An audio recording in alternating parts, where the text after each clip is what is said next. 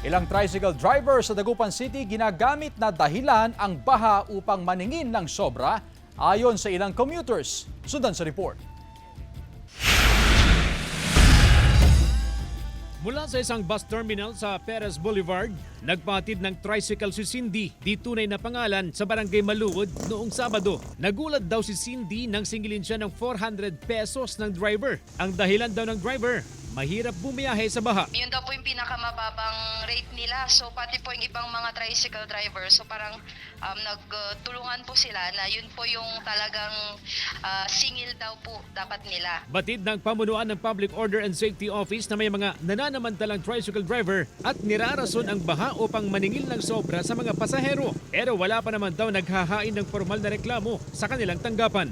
Panawagan na lang sa mga tricycle driver po natin na wag nang umabot na may mag-complain sa amin at makuha yung sticker number nila at may complain at agad po natin silang pa-iimbitan dito sa opisina po ng Poso. Hindi naman daw lahat ng tricycle driver ay naniningil ng sobra sa kanilang pasahero. Si Jonathan, maayos daw silang nag-uusap ng kanyang mga pasahero upang maiwasan ang hindi pagkakaintindihan. Pusa na siyang nagdadaglag, nakakaintindi po siya.